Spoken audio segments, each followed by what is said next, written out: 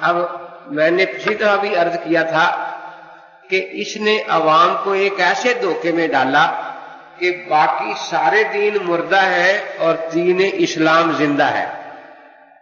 زندہ ہونے کی دلیل کیا ہے کہ اس میں مبشرات اور مخاطبات الہیہ باقی ہیں۔ ہندوؤں میں اب کسی کو کوئی الہام نہیں، کشف نہیں، کسی کے ہاتھ پر کرامت ظاہر نہیں ہوتی، عیسائیوں میں ایسا نہیں ہے، یہودیوں میں ایسا نہیں ہے۔ اب وہ کہتا کہ سب سے زیادہ مکالمات اور پیش گوئیاں میری پوری ہوتی ہیں جو دلیل صداقت ہے۔ تو اس پر اس کی دو پیش گوئیاں جو ہیں صرف اس کا ذکر کر دیتا ہوں کہ اس نے 1901 میں یہ کتاب لکھی ہے تریاق القلوب۔ اس وقت لوگ اسے بہت کچھ کہتے تھے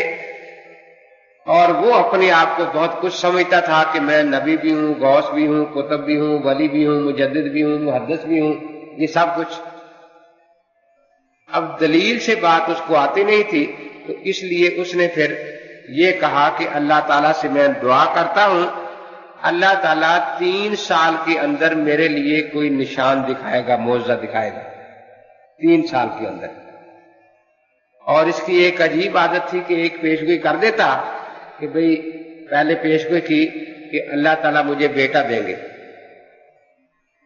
وہ خدا کی، اور اس کا نام بھی اللہ نے بتا دیا کہ بشیر ہوگا۔ اللہ کی قدرت وہ بشیرہ ہو گئی۔ تو اس پر پھر اس نے شور مچایا لوگوں نے کہ دیکھو بھئی یہ تو تیری پیشگوئی غلط نکلی، تو کہتا تھا اسلام زندہ دین ہے۔ پھر کہا کہ میں نے یہ کب کہا تھا کہ اس عمل میں ہوگا، آئندہ ہو جائے گا۔ اگلی دفعہ قدرت خدا کی کہ بیٹا پیدا ہو گیا جس کا نام اس نے بشیر رکھا، اور خوب پیشگوئی کی کہ یہی وہ بیٹا ہے جس کے بارے میں پیشگوئی آئی تھی کہ وہ بڑی عمر والا ہوگا، اس کے بادشاہ اس کی پوشاک سے خوشبوئیں تلاش کریں گے اور برکتیں تلاش کریں گے، اس کے ذریعے سے دین اسلام چاروں کونوں میں دنیا میں پھیل جائے گا۔ خوب 1 مہینہ اشتہار بازی ہوتی رہی کہ میری پیشگوئی پوری ہو گئی۔ وہ اشتہار بازی ختم ہوئی تو 1 مہینہ نہیں گزرا تھا کہ بشیر مر گیا۔ وہ بشیرہ آئی تھی وہ بھی مر گئی اور بشیر بھی مر گیا بعد میں۔ اس کا پھر طریقہ تھا کہ ایک آگے پیشگوئی تاکہ اگلی پیشگوئی کی طرف دھیان لگ جائے لوگوں کا، پچھلی کوئی نہ پوچھے کہ پوری ہوئی ہے یا نہیں ہوئی۔ اب اس کا انداز دیکھو کہ کس انداز میں کہتا ہے، اے میرے قادر خدا تو جانتا ہے کہ اکثر لوگوں نے مجھے منظور نہیں کیا اور مجھے مفتری سمجھا، میرا نام کافر اور کذاب اور دجال رکھا گیا، مجھے گالیاں دی گئیں اور طرح طرح کی دل آزار باتوں سے مجھے ستایا گیا، میری نسبت یہ بھی کہا گیا کہ حرام خور، لوگوں کا مال کھانے والا، وعدوں کا تخلف کرنے والا، حقوق کو طلب کرنے والا، لوگوں کو گالیاں دینے والا، عہدوں کو توڑنے والا، اپنے نفس کے لیے مال کو جمع کرنے والا اور شریر اور خونی ہے۔ یہ وہ باتیں ہیں جو خود ان لوگوں نے میری نسبت کہیں جو مسلمان کہلاتے ہیں اور اپنے تئیں اچھے اور اہل عقل اور پرہیزگار جانتے ہیں۔ یعنی خود یہ بتا رہا ہے کہ پرہیزگار مسلمان میرے بارے میں یہ عقیدے رکھتے ہیں اور ان کا نفس اس بات کی طرف مائل ہے کہ در حقیقت جو کچھ میری نسبت کہتے ہیں سچ کہتے ہیں۔ اب دیکھیے نا،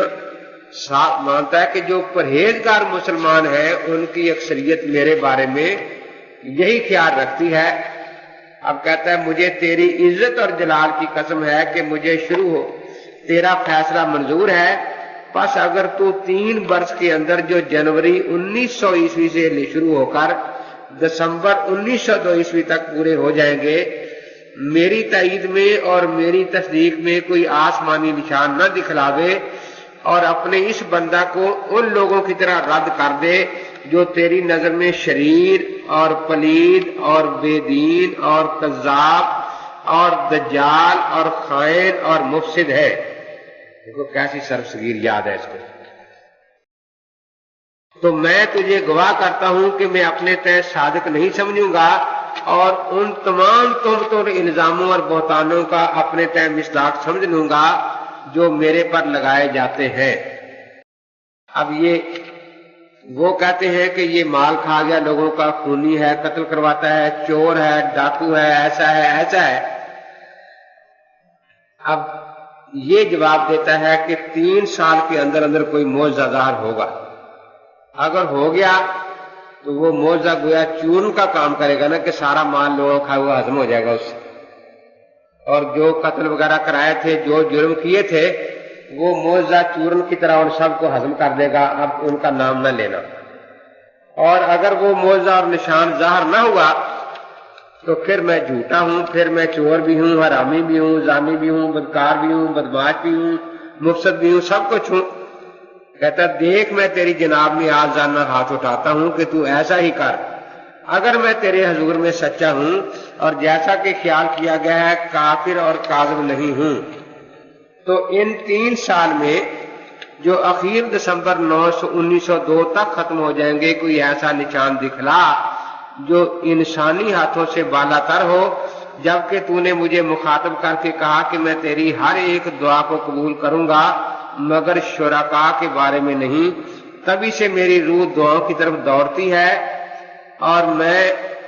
نے اپنے لیے یہ قطعی فیصلہ کر لیا ہے کہ اگر میری یہ دعا قبول نہ ہو تو میں ایسا ہی مردود اور ملعون اور کافر اور بے دین اور خائن ہوں جیسا کہ مجھے سمجھا گیا ہے۔ اب یہ 3 سال گزر گئے، آسمان پر تو کیا زمین پر بھی کوئی نشان ظاہر نہیں ہوا، تو اللہ تبارک و تعالیٰ ایسے لوگوں کو ایسے ہی ذلیل کرتا ہے۔ اس لیے جب اس نے وہ صرف صغیر لکھی ہے تو پکا یقین ہمیں اس بات پر ہے کہ وہ کافر تھا، دجال تھا، کذاب تھا، مفسد تھا، خائن تھا، حرام خور تھا۔ یہ ساری باتیں خود اس کے بعد سے بیان سے ثابت ہو گئی۔ قادیانی لوگ جو کوشش کیا کرتے ہیں جی حیات مسیح پر مناظرہ ہو، فلاں مسئلے پر مناظرہ ہو، ان کا یہ مطلب نہیں ہوتا کہ اس مسئلے میں ان کے پاس کچھ دلائل ہے، بلکہ ان کا مقصد یہ ہوتا ہے کہ ہم بھی عوام کے سامنے کوئی قرآن کی آیت پڑھیں گے، نبی صلی اللہ علیہ وسلم کی حدیث پڑھ کر کوئی غلط سلط ترجمہ کریں گے تو لوگ سمجھیں گے کہ یہ مسلمان ہیں، قرآن کو مانتے ہیں، یہ ہمارے نبی پاک کی حدیثیں پڑھتے ہیں، نبی پاک کو مانتے ہیں۔ ورنہ ہم یہ کہتے ہیں کہ جب مرزا تھا ہی پنجاب کا نبی، اس نے کتابیں اردو میں لکھی ہیں، تو ان کتابوں سے فیصلہ ہونا چاہیے نا، جس کو ہر اردو دان سمجھے۔ اب یہ جو میں نے عبارتیں پڑھی ہیں، ہر اردو ان کا مطلب سمجھ سکتا ہے۔ بات 2 اور 2 4 کی طرح واضح ہے کہ اگر 3 سال کے اندر مرزا قادیانی کے لیے اللہ تعالیٰ کوئی ایسا نشان ظاہر کر دے جس میں انسانی ہاتھوں کا کوئی دخل نہ ہو، تو کہتے ہیں کہ پھر تو جو کچھ میں نے کسی کا مال کھایا ہے، شراب پیا ہے، وہ چور اس کو ہضم کر دے گا، معاف ہو جائے گا سب کچھ۔ اور اگر نہ ہو تو میں ایسا ہی بدکار ہوں، ایسا ہی لعنتی ہوں، ایسا ہی سب کچھ ہوں۔